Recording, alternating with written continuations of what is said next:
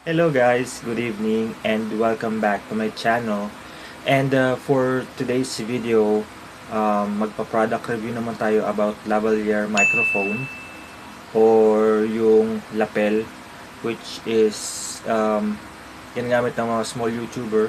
And this product is also a budget friendly kung hindi pa natin afford yung mga high-end na microphone, which is highly recommended and pwedeng nyo munang gamitin habang nag-iipon or naghihintay na maka-afford ng mamahaling mic.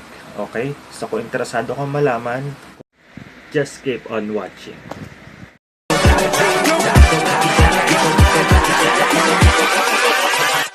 Hold up.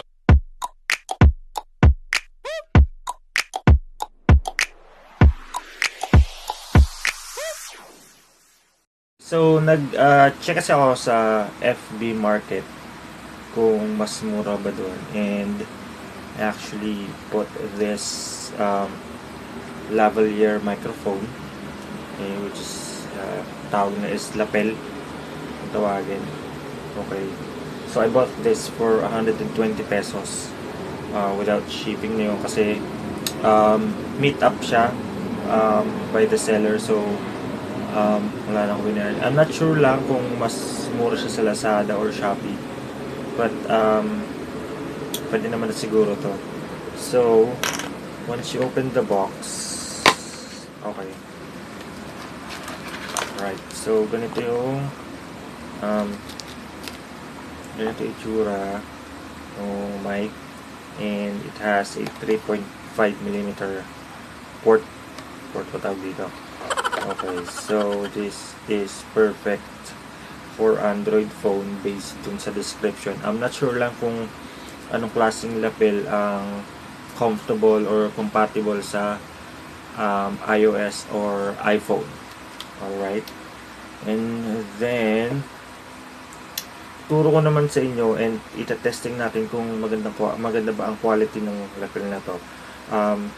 Before that, yung default camera ng cellphone nyo or na cellphone ko nung chinek ko is walang settings for audio. So nag-install ako ng open camera, which is meron siyang settings para iset yung audio preference or yung audio. Alright, so kung wala pa kayong open camera or other camcorder, so i-walk through kayo kung paano siya hanapin sa Play Store, and don't worry, this is a free software or app. You can download it anytime. Okay, so let's do this.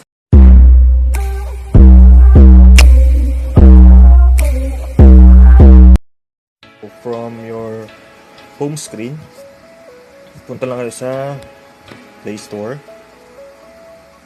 and then type nyo lang yun, open camera. So ito na siya guys, na install ko naman na siya. So puntahan lang natin siya dito sa phone ko. Okay, so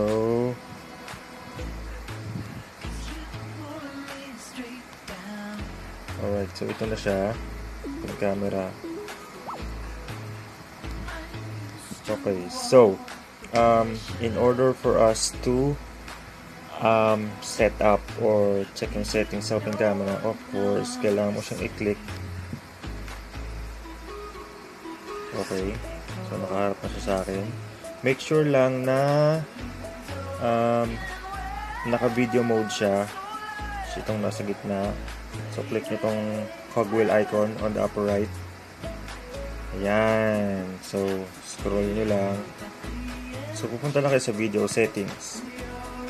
Okay, so punta ka sa audio source,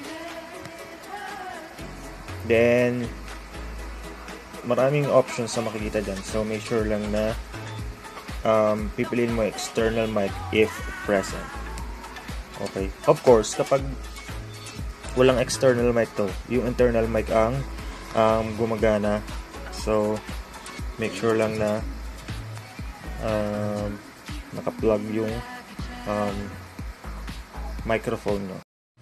Okay, so yun guys. Ito, hello. Okay, so makikita nyo naman yung difference nung frequency or na sounds compare dun sa introduction ko na wala akong gamit na lapel. So, sure naman yung voice and mas maganda yung tunog niya compare sa walang mic and medyo malakas. So, make sure lang na modulated yung tone of voice para hindi masyadong garal-gal ang tunog or parang ganun. Okay? So, mura-mura lang siya and this is perfect for a small YouTuber like me na nagsisimula pa lang. Sorry, wala pa akong pambili. And siguro saka na kapag na-monetize na yung YouTube channel ko. Okay? That's it for today's video guys, and kung bago ka sa YouTube channel ko, don't forget to hit the subscribe button and notification bell para updated ka sa mga i-upload kong videos. Alright? And kung meron kang comment and gusto natin pag-usapan sa next video ko, lagay mo lang sa comment section dyan sa baba. Alright? That's it for tonight and you have a great evening. Bye.